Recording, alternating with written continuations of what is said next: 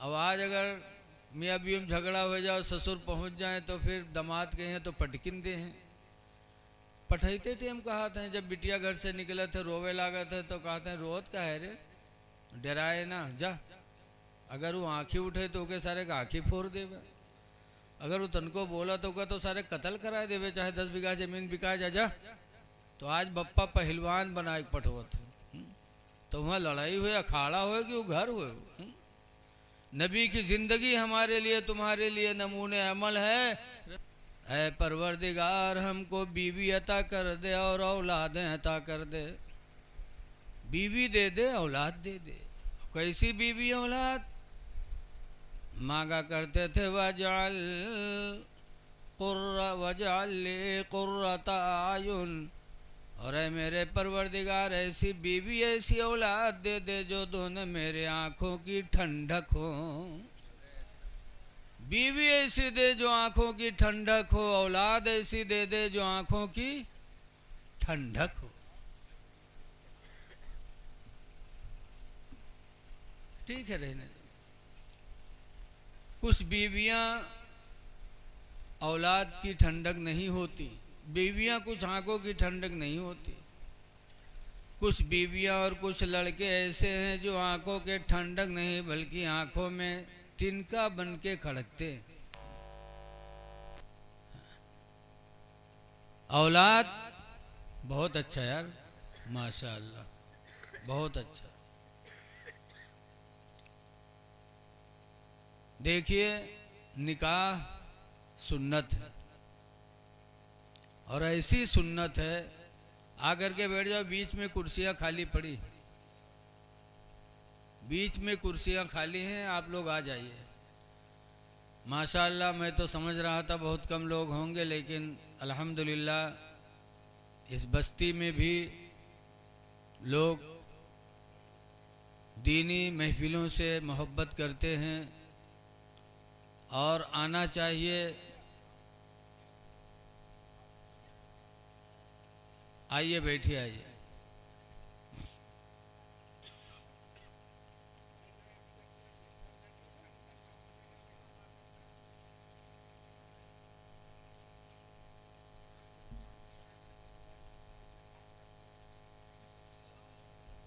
बैठ जाओ, छोटे लड़के थोड़ा एक कुर्सी दो हो जाएं, दो लोग बैठ जाओ, उस पर ठंडक भी है, बैठ जाओ दो लोग, एक कुर्सी खाली हो जाए।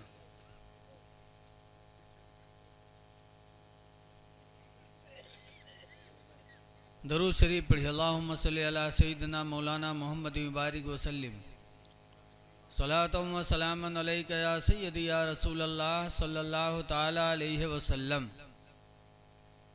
निकाह सुन्नत है, इसीलिए अल्लाह ताला ने निकाह करने का हुक्म फरमाया है। निकाह नस्ल इंसानी के बढ़ने का ज़रिया है। सबसे बड़ा फ़ायदा इसका यह है कि निकाह से नस्ल बढ़ती है, और दूसरा फ़ायदा ये कि आदमी की निगाह गुनाह से झुक जाती है। निकाह होने के बाद फिर इंसान की आँख किसी की माँ बहन पर नहीं उठती। और निकाह का सबसे बड़ा फ़ायदा ये भी है कि निकाह की वजह से जब बीवी घर में आती है तो घर मिसले जन्नत बन जाता है। लड़कियों के कई हालत है, जब बच्चियां बच्ची रहती हैं तो अल्लाह ताला इनके कदमों की बरकत से रोज़ाना 10 रहमतें घरों में नाजिल फरमाता है। और जब यही बच्चियां जवान हो करके किसी के घर में बीवी बन के कदम रखती हैं तो इनके कदमों की बरकत से वो घर मिसले जन्नत बन जाता है। और जब इनके पेट से कोई औलाद होती है तो औलाद की जन्नत इनके कदमों के नीचे हुआ करती है। बड़े मरातिब हैं इनके। लेकिन आज अफसोस है कि बच्चियों के पैदा होने पर कुछ नहीं। लड़का पैदा हुई हैं तो गोला दगी, लड्डू बटी, और बिटिया पैदा हुई हैं तो लागत है घर में को तेली मसान की खोपड़ी डाल दी है, सब बौरा बने टहरत। अगर कोई पूछ ली का हो का आवा, बिटिया के नाम तक न बताई। बच्चियां रहमत इलाही हैं। मेरे पैगंबर के दरवाजे पर भी एक औरत आई थी। रसूलुल्लाह सल्लल्लाहु अलैहि वसल्लम की बीवी हजरत आयशा कहती हैं, जातनी इमरातुन, एक औरत मेरे दरवाजे पर आई, व मअहा बिन्तानि लहा, और उस औरत के साथ उसकी 2 लड़कियां थीं। तसअलनी, नबी की बीवी आयशा कहती है कि मेरे दरवाजे पर वो औरत आकर के मांगने लगी। फलम तजिद इंदी इल्ला तमरतन वाहिदा, तो उस दिन मेरे घर में एक खजूर के सिवा कुछ भी नहीं था। ये मेरे नबी की ज़िंदगी थी कि जो कुछ होता था सब अल्लाह के बंदों में तकसीम कर देते थे, घर में रखते कुछ नहीं थे। आज हम लोग तो डेहरा भर के धान रख लिया जाता, गेहूँ धो लिया जाता 6 महीना के लिए, लेकिन रसूलुल्लाह सल्लल्लाहु अलैहि वसल्लम का भरोसा खुदा की ज़ात पर कितना ज़बरदस्त था कि कुछ रखते नहीं थे। नबी की बीवी हज़रत आयशा कहती हैं कि उस दिन मेरे घर में एक खजूर के सिवा कुछ नहीं था। फ़अतैतुहा इय्याहा, तो एक खजूर उठाकर मैंने उस औरत को दे दिया। फ़शक़्क़हा बिनिस्फ़ैन, बस उस औरत ने खजूर को 2 टुकड़े में किया, दोनों बच्चियों को खिला दिया। लम ताकुल मिनहा शैआ, खुद भूखी थी लेकिन कुछ नहीं खाया, दोनों बच्चियों को खिलाया। फ़क़ामत फ़ख़रजत, पस खड़ी हुई और अपनी दोनों बच्चियों के हाथ को पकड़कर निकल पड़े। नबी करीम की बीवी हज़रत आयशा कहती हैं कि मुझे बड़ा अफसोस हुआ कि काश मेरे घर में कुछ और होता तो मैं उस औरत की मदद कर देती। वो औरत जब चली गई बड़े अफसोस में बैठी थी। हदीस में फ़क़दिमन नबी सल्लल्लाहु अलैहि वसल्लम, इतने में हुजूर कहीं गए थे, वापस आ गए। जब आए हुजूर तो हुजूर की बीवी हज़रत आयशा उनसे बताने लगी। कहते फ़हद्दस्तु, तो मैंने सरकार को बातें बताई।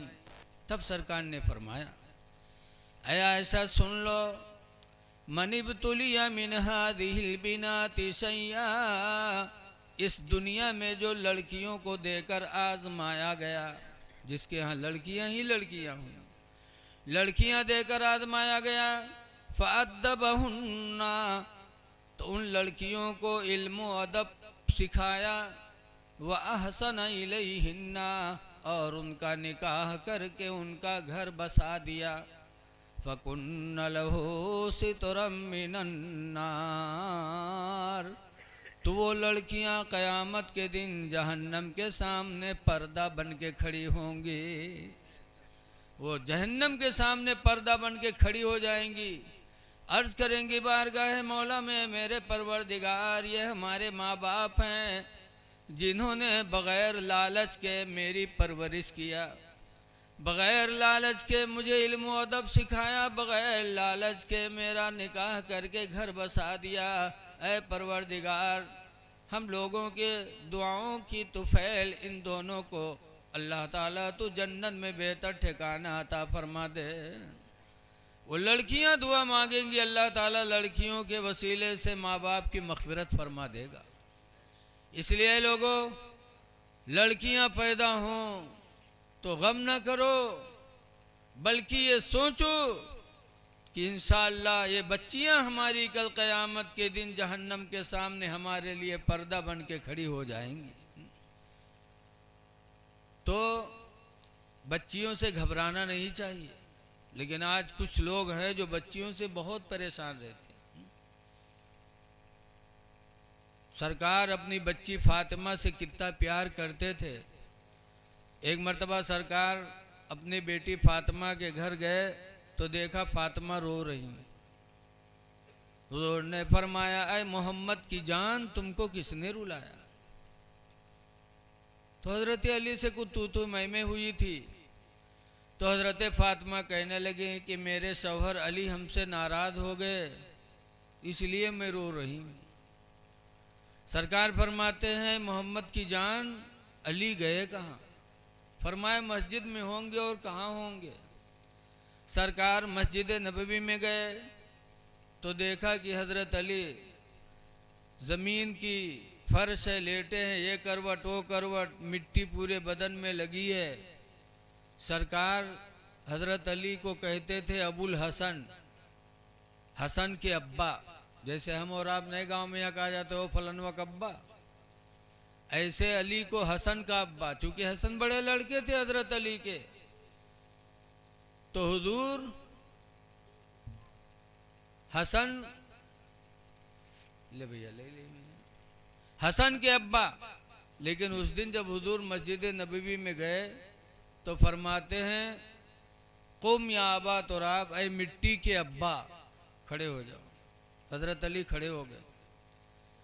तब हुजूर फरमाते हैं अली मेरी बेटी फातिमा तुम्हारे निकाह में है और औरतों को अल्लाह ताला ने कम अक्ल बनाया है। औरतें कम अक्ल हैं क्योंकि ये टेढ़ी हड्डी से बनी। काहे से बनी है? हुजूर फरमाते अस्तौसु बिन निसाई खैरा, ऐ लोगों मैं तुमको वसीयत करता हूँ कि औरतों के साथ भलाई करना। क्यों? फ़इन्नहुन्ना खुलिक़ना मिन दिलइन, इसलिए कि ये टेढ़ी हड्डी से बनाई गई हैं। पसली की टेढ़ी हड्डी से बनी ही रही हैं, सब दिन टेढ़ी ही, इसलिए इनकी बातों पे हमको नहीं जाना है। सरकार ने फरमाया अली फातिमा औरत है, कम अक्ल है, कम अक्ली की बुनियाद पर अगर कोई गलती हो जाए तो नाराज़ ना हुआ करो, माफ़ कर दिया करो। हज़रत अली शर्मिंदा अर्ज़ करते हैं अल्लाह के रसूल आप फातिमा से सिफारिश कर दो कि फातिमा मेरी गलतियों को माफ़ कर दें। ये मियाँ बीवी में लगाओ, ना अली ने फातिमा की कोई बुराई किया ना फातिमा ने अली की कोई बुराई किया। और दाम ससुर कैसे माशाअल्लाह कह रहे हैं मेरी बेटी फातिमा से कोई गलती हो जाए तो माफ़ कर दिया करो। अब आज अगर मियाँ बीवी में झगड़ा हो जाए, ससुर पहुंच जाए तो फिर दामाद कहें तो पटकिन दे हैं। पठाइते टेम कहा था जब बिटिया घर से निकले थे रोवे लागा थे तो कहते हैं रोत का है रे, डराए ना जा। अगर वो आँखी उठे तो के सारे आँखी फोड़ देवे, अगर वो तनको बोला तो का तो सारे कत्ल करा देवे, चाहे 10 बीघा जमीन बिका जा। तो आज बप्पा पहलवान बनाए पटवत तो वहाँ लड़ाई हुई, अखाड़ा हुए कि वो घर हुए। नबी की ज़िंदगी हमारे लिए तुम्हारे लिए नमूने अमल है। रसूलुल्लाह सल्लल्लाहु अलैहि वसल्लम ने अपने दामाद को डांटा नहीं था बल्कि अपनी बेटी के लिए माफ़ी मांगी थी कि अली मेरी बेटी फातिमा औरत है, औरतों को अल्लाह ने कम अक्ल बनाया है, लिहाजा कोई गलती हो जाए तो माफ़ कर दिया करो, नाराज़ ना हुआ करो, नाराज़ ना हुआ करो। इसलिए हमको आपको नज़रअंदाज करना चाहिए। तो निकाह एक अहम सुन्नत, नबियों ने दुआ मांगी, लेकिन अफसोस है कि इसी निकाह में ऐसी खुराफात होती हैं। निकाह इबादत है लेकिन जब दुल्हा सच के चलत है तो डांस बाजत, डांस लोग करते, डीजे बजी, वही के आगे कुछ नौजवान डांस करी हैं, मटकी हैं। मुँह देखे नीक नहीं लागत है, मुँह देखे लागत है भुजबक भार हुआ, पेट अलग जाते, चूतर अलग जाते, मार दन्न दन्न वहीं कूदा करी, कुछ आया शर्म नहीं। उनके मेहरवे देखिए तो कहे देखो हमरे गुडवा कब्बा तो 5 हाथ ऊंचे उलरत है सबसे। बताओ ये कामयाबी है यार? डांस करना, डीजे बजाना, ये सब सुन्नत के खिलाफ है। मेरे नबी ने मना फरमाया, तो जब निकाह सुन्नत है तो सुन्नत के दायरे में उसे रखो। साहबे किराम ने, रसूलुल्लाह ने जो शादी की वो हमारे तुम्हारे लिए नमूने अमल है। सरकार ने हज़रत आयशा रदी अल्लाह ताला अन्हा से निकाह फरमाया और निकाह के बाद दावत कितनी बड़ी की। एक प्याला दूध था और उसी प्याले दूध में पूरे मदीने वालों की दावत, सबको एक एक घूंट दूध दे दिया और फरमाया लोगों मेरा यही वलीमा है। सरकार ने दूसरी शादी हज़रत सफ़िया से किया और सफ़िया से शादी होने के बाद सरकार ने रोटी और खजूर मिला के मलीदा बनवाया और वही मलीदा मदीने में तकसीम करा दिया। फरमाया मेरा वलीमा यही है। ये सरकार ने क्यों किया? अपनी उम्मत के लिए, कि मेरी उम्मत में बहुत से गरीब होंगे जो बहुत बड़ा वलीमा नहीं कर सकते, तो जब बड़ा वलीमा नहीं कर पाएंगे तो उनको तकलीफ़ होगी। तो इसलिए उस तकलीफ़ को दूर करने के लिए मेरे नबी ने अपनी सादी ज़िंदगी गुजार कर अपनी उम्मत को सबक दे दिया कि जब तुम्हें लंबा वलीमा करने की तौफीक न हो तो तुम गम न करो, मेरी सुन्नत समझ करके तुम अपने दिल को तसल्ली दे लो कि हमारे नबी ने इस तरह किया। देखिए, बीवी और औलाद की दो हैसियत। एक जगह तो अल्लाह फरमाता है, नबियों ने दुआ मांगी, रब्बना हब लना मिन अज़वाजिना व ज़ुर्रियातिना, ऐ अल्लाह मेरी बीवी को, हमारे बच्चों को हमारी आंखों की ठंडक बना दे। और सूरह तगाबुन में अल्लाह ने फरमाया क्या? या अय्युहल्लज़ीना आमनू, ऐ ईमान वालो, इन्ना मिन अज़वाजिकुम औलादिकुम, बेशक तुम्हारी बीवियाँ तुम्हारे लड़के ये दोनों क्या हैं? अल्लाह कहता अदुव्वल्लकुम, ये दोनों तुम्हारे दुश्मन हैं। कुरान ने बीवी को दुश्मन भी बताया, औलाद को दुश्मन बताया।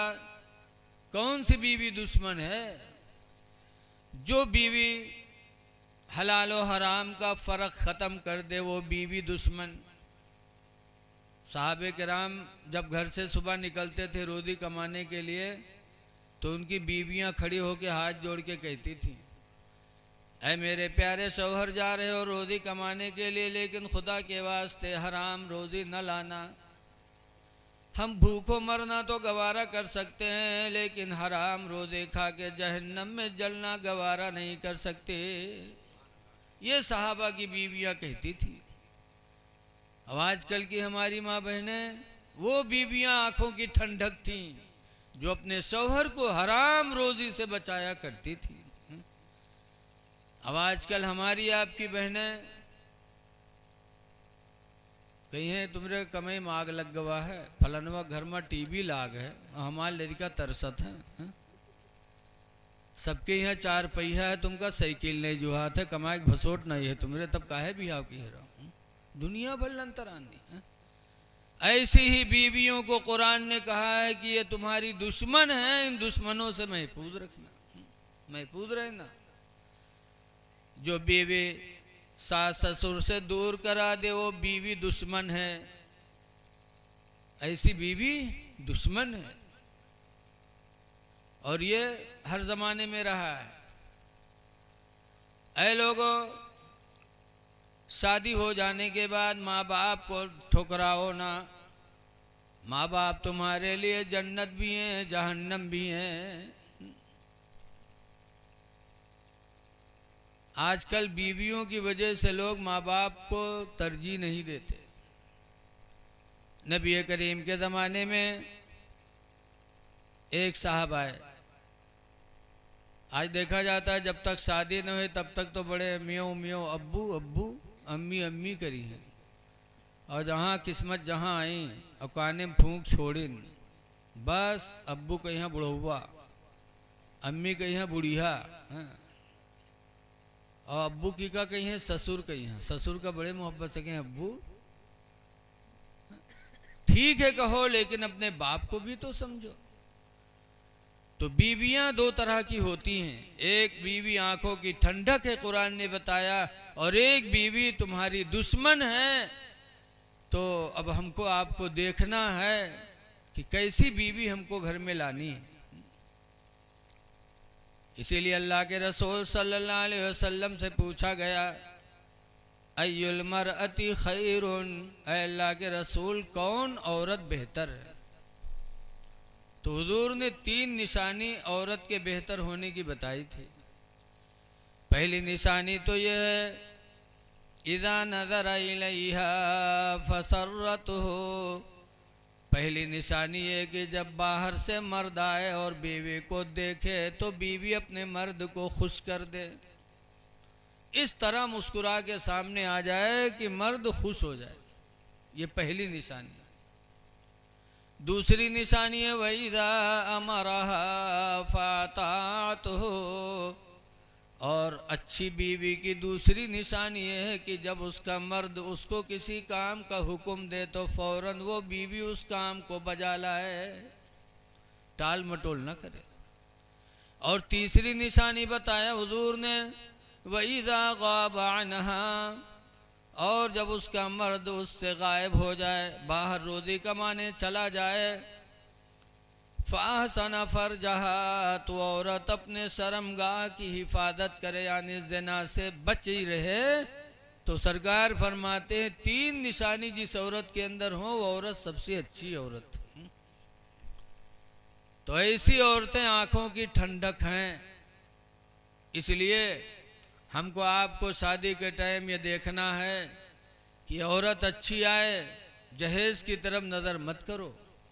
हज़रत अली शेर खुदा रदी अल्लाह ताला अन्हु फरमाते हैं कि जिसने किसी लड़की से निकाह किया उसकी दौलत की वजह से कि मालदार है जहेज़ ज़्यादा लाएगी, या इसलिए शादी किया कि हम इसकी वजह से मालदार हो जाएंगे, तो हज़रत अली कसम खा के फरमाते हैं खुदा की कसम अल्लाह ज़िंदगी में मुहताजी के दिन ज़रूर पैदा करेगा। ऐसा आदमी मुहताज होगा ज़रूर। तो इसलिए हमें नबी की सुन्नतों का लिहाज करना चाहिए। देखिए अल्लाह ताला ने रोज़े अज़ल ही में सबकी तकदीर में लिख दिया है कि किसकी शादी किसके साथ होगी, किसका जोड़ा किसके साथ है, वो सब अल्लाह ने लिख दिया है तकदीर में। तो जिसकी तकदीर में जिसके साथ रहना है उसी के साथ उसको जाना पड़ेगा। जैसे कि हज़रत यूसुफ अलैहिस्सलाम की बीवी ज़ुलेखा की शादी होने से पहले उनके ख्वाब में एक फरिश्ता यूसुफ अलैहिस्सलाम की तस्वीर लेके आया था ख्वाब में।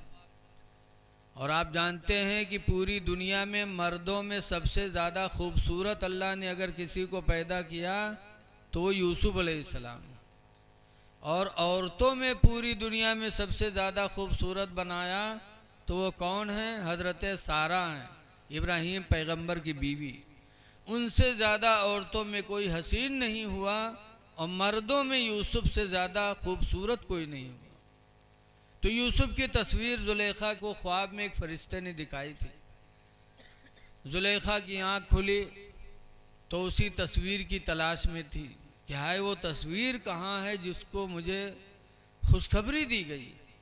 लेकिन जब ज़ुलेखा की शादी का वक्त आया तो वो शादी किससे हुई? मिस्र के बादशाह से। और जब ज़ुलेखा रुखसत होकर के मिस्र के बादशाह के महल में पहुँची और जब बादशाह का चेहरा देखा और जहन में जो तस्वीर थी जो ख्वाब में फरिश्ते ने दिखाया था, उस तस्वीर को यूसुफ के तस्वीर उस तस्वीर को मिस्र के बादशाह के चेहरे से मिलाया तो कहा ना ये वो तस्वीर तो नहीं है। तो ज़ुलेखा अजीज़ मिस्र से दूर होने लगी और उस तस्वीर की तलाश में थी कि हाय वो तस्वीर यूसुफ कहाँ है। अल्लाह की मर्ज़ी कि उन्हीं दिनों में यूसुफ अलैहिस्सलाम को उनके भाइयों ने मारकर कुएं में डाल दिया। काफिला वाले पहुँचे। याद रखो भाई जैसा मोहब्बती नहीं, भाई जैसा कोई दुश्मन नहीं। आज जायदाद के लिए भाई भाई को मार देता, और ये बहुत पुरानी बात है। यूसुफ अलैहिस्सलाम को मार दिया भाइयों ने, समझा था कि हमने जान से मार दिया, मारकर कुएं में डाल दिया कनान के। लेकिन अल्लाह जिसे जिंदा रखना चाहे कोई मार नहीं सकता। यूसुफ अलैहिस्सलाम जब कुएं के अंदर गए थे तब कहा था या अल्लाह तेरा शुक्र है जिस पर तू राज़ी उस पर मैं भी राज़ी। ये नबियों की आदत थी कि अल्लाह के हर फैसले पे राज़ी रहते थे। और आज हमका तुमका तनिक परेशानी होते पर कहा जाता है या अल्लाह हम मिले रहा, या अल्लाह हमका उठाई लो। तनिक जहाँ परेशानी बे या अल्लाह उठाई लो। और ये कहे वाले मक्कार है, मरे कोई चाहत वाहत नहीं है। सच्चे कायद में लिखा है कि एक बुढ़िया रहा है कि अक्के लड़का, और लड़का बीमार होएगा तो बुढ़िया रात भर बक्के कहा या अल्लाह हमका उठा लो लड़का ठड़ियाई दो, या अल्लाह हमका उठा लो लड़का ठड़ियाई दो, रात रात बक्का करे। पड़ोसिन के सोना हराम की है। एक दिन एक पड़ोसी बड़ा मन चला रहा है, बारात में उठा और काला चदरा ओढ़ के बुढ़िया लंग खौखिया एक दौरा, वह बुढ़िया खटिया से कूद के भाग। जब भाग तो पीछे से रुक, दौरा के रुक रुक, तो कहे इसको भैया को कहीं रुक, हम मलकुल मौत है तो रूह निकाले आए। तो बुढ़िया कहते भैया हम नए बीमार हैं, भैया तो लड़कवा बीमार है, जो लेटा वो बीमार है, भैया हम नए बीमार हैं।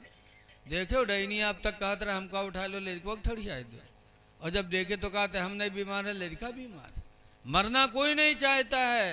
ऐ लोगों, अल्लाह के फैसले पे राजी रहो तो अल्लाह ताला तुम्हें बुलंदी अता फरमाएगा। यूसुफ अलैहिस्सलाम कुएं में डाले गए तो कहते थे अल्लाह तेरा शुक्र है। काफिला वाले पहुँचे पानी लेने के लिए, बाल्टी डाला तो यूसुफ अलैहिस्सलाम ने बाल्टी को पकड़ लिया। ऊपर आए तो देखा बड़ा खूबसूरत बच्चा। काफिला वाले बड़े खुश हुए, ले गए मिस्र की बाजार में, तो देखने वालों की लाइन लग गई, ऐसे खूबसूरत थे यूसुफ। तो काफिला वालों ने टिकट बांट दिया कि टिकट से जियारत होगी।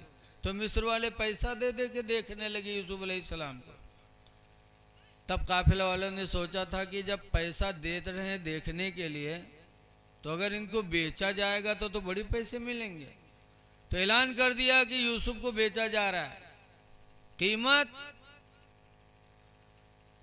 तब ऐलान हुआ था कि तराजू रखा जाएगा, बड़े तराजू के एक पलरे में यूसुफ को बिठाला जाएगा और दूसरे पलरे में यूसुफ के बराबर सोना और यूसुफ के बराबर चांदी ली जाएगी।